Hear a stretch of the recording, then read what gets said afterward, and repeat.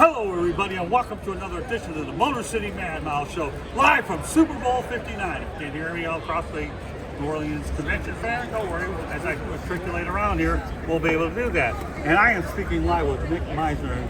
Nick, welcome to the show. Welcome. Thank you. Thank you for having me. I appreciate you bringing me on to talk all things 2025 NFL Draft. You bet, man. I just got done with the 2024 NFL Draft from Detroit. What were your impressions of it? Oh, man, what a great event. Detroit really showed out with their event. Their downtown was activated. People were energized. They set a high bar, but we're ready to achieve it. Well, the one thing I've always thought that Green Bay was an ideal place for it. And my reasons for saying that, if you're a young prospect, who in their right mind would not want to go to Green Bay to be able to know that you could be picked in Titletown, yes, knowing full well when you're drafted by Titletown, there's no better way to start off your career than there. Right. I mean, of course, you'll be looking right at the home of 13-time world champion Green Bay Packers. And I mean, can you imagine what it'll be like for the Packers draft pick?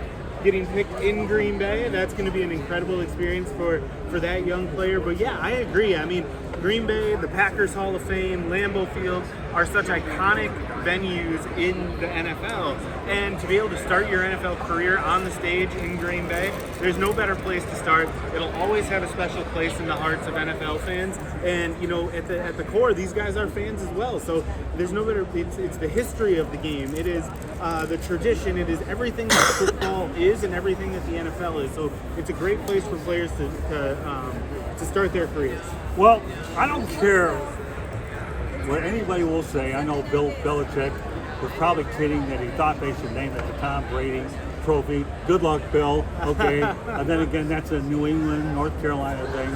But Vince Lombardi Trophy is appropriately named for the guy that began with Titletown and ultimately concluded his career with the Washington Redskins. Yep. So in Green Bay, we all know how iconic that Vince Lombardi is, but what are their feelings in that town about Vince Lombardi? How often is he mentioned a lot? Well, one of our main roads is Lombardi Avenue. Right, so he is definitely revered. He is, you know, his people still drive by his house.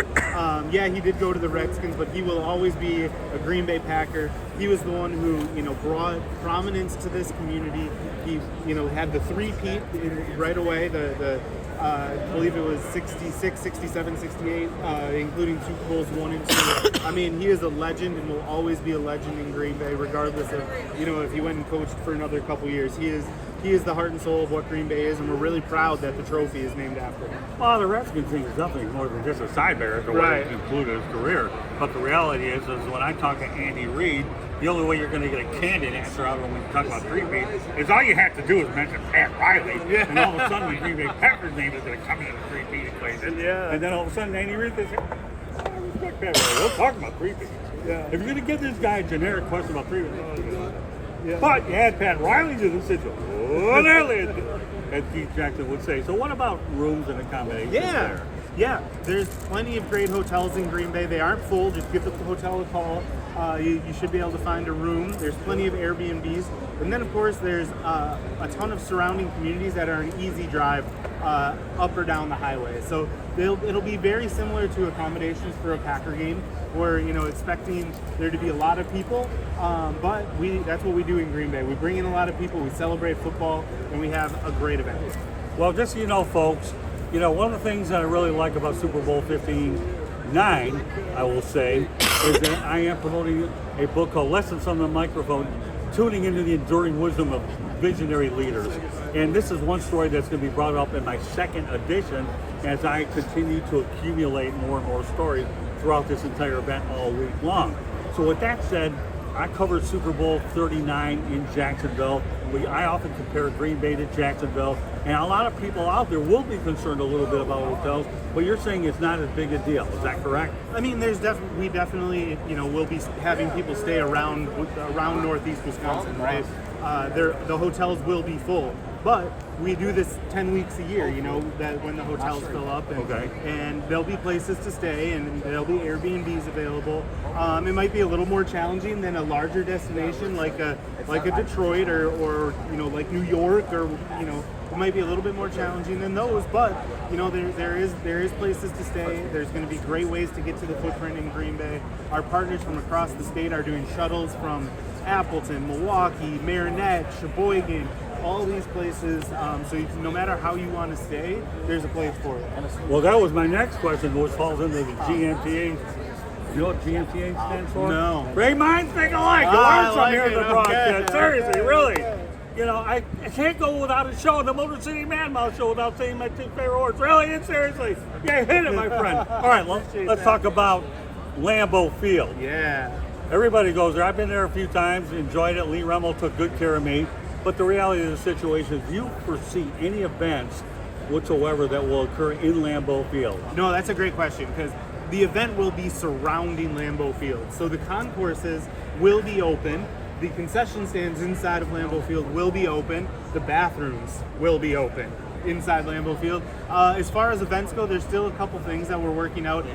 There may be some pre-events there, but for the most part, the event is going to be outside of Lambeau Field and in the Titletown area, just north of Lambeau Field. So the stadium is going to be very, very involved. It's going to be very, very activated. But as far as like individual events going on inside the stadium, there probably won't be a ton.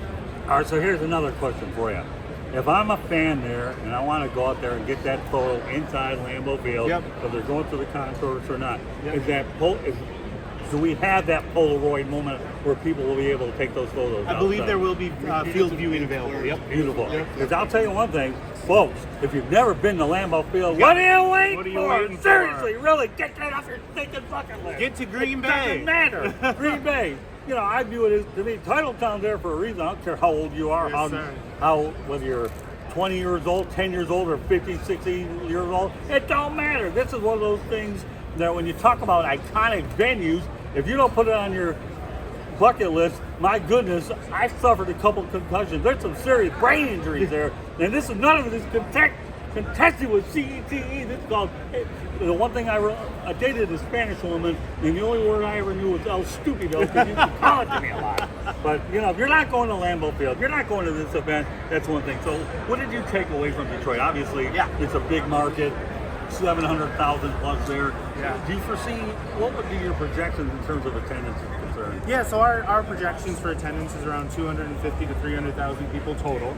But what we learned from Detroit, the biggest takeaway that I had from Detroit was that the NFL really makes this an event that complements the community it's in.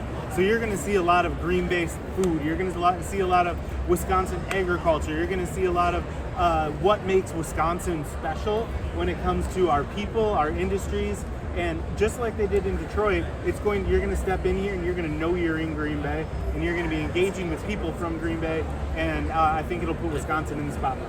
All right, let me talk about Reggie White for a moment. I know My that- guy, yeah. Yeah, I'll tell you, My this dog's guy's name is unbelievable. Reggie. When you talk about the fact that a prominent free agent in his prime came from Philadelphia to Green Bay, Yeah. and there were others that followed. Yeah. I'm not going to get into a list of it. Well, Reggie White was one of my all-time favorite people. We all know that Brett Favre, if you're a Lions fan, although I cover the Lions, so certainly a lot of nightmares. We know that Aaron Rodgers was drafted there, and Jordan Love was continuing the tradition. But let me keep the focus going on here with Reggie White. Mm-hmm. Reggie White wasn't going to Green Bay, okay, to lay out in the sun. He was going there because he appreciated the tradition there at Lambeau Field. And before you answer that question, one of my favorite restaurants when I was out there was Squirrel's West. Still open, still kicking. Is it really? Go and get yourself a butter burger. Oh, yeah, I have gotten familiar with those butter burgers or some of these restaurants. But let's talk about Reggie White and the impact that he had on the Green Bay community. Yeah, Reggie was the man. I mean, I grew up in Green Bay, and when he came here, it was a really big deal. You know, it was one of those things where, you know, it became a destination again. People started talking about the tradition again. And then he brought us the Super Bowl, him and Brett Favre. And, you know, we really haven't looked back since then. I don't think without Reggie White, you know, we are where we are today with the Lambeau Field development and what the Packers brand is worldwide. He really was a big piece of that puzzle that brought the Green Bay Packers and the greater Green Bay area really back to prominence as Titletown. Yeah, I actually, when I think of Reggie White, he put Green Bay on the map. Mm-hmm. Can you think of any other prominent free agents that Green Yeah. Bay added after Reggie White that once he set the tone, who else would follow? Yeah, I think a good example is Charles Woodson. You know, I think a lot of people draw parallels between Reggie coming and Charles coming, and you know, again, kind of the same thing. Came in, won Defensive Player of the Year, won a Super Bowl, you know, and was a big prominent name, Heisman Trophy winner, and you saw that now. Free agents like Josh Jacobs, like Xavier McKinney, like you know, all of these guys that have made big impacts. I mean, the three guys that were, or two of the guys that were Pro Bowlers this year were free agents that came to Green Bay. So it set that tone that Green Bay is a destination to go to win. Yeah, Josh Jacobs is a really good story, people, because here's the thing. Here's a guy that came from the Raiders and, again, played in the Dome, and as a result, had success there. And also, let's not lose sight of the fact that Mason Crosby kicked in that area for 17 years before announcing his retirement. If you can kick in Green Bay, the frozen tundra, you can kick anywhere. But back to Josh Jacobs. Do you think that he's one of the most recent guys that will put Green Bay on the map for more running backs? Because you know your coaching staff is outstanding with Matt LaFleur and company. But Josh Jacobs, I'm glad you brought him up as a point of reference. Yeah, you know, I don't know what the Packers are going to be doing in free agency this year, but I know that that having guys like Josh Jacobs come, you know, shows that it's a destination to come and win. So, you know, we'll see if they make some moves this offseason, some big swings like Josh Jacobs and Xavier McKinney to fill some holes. I know the Packers are focused on winning, and, you know, we'll see what this draft brings as well.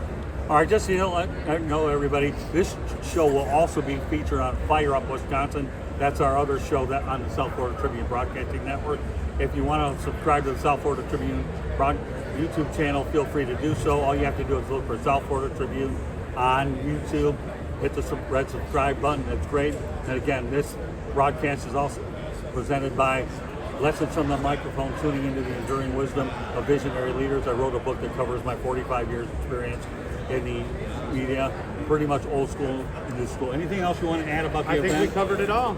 All right, well, Nick, I can't thank you very much for joining us here on the Motor City Man Mouse Show. Hope everybody in Wisconsin has a cheese curd out there and some custard and all that business that goes along with the area. Nick, it's been a treat to have you on the show, and I look forward to being in touch with you. God bless and thank you very much. Thank you. Thank you. Much appreciated.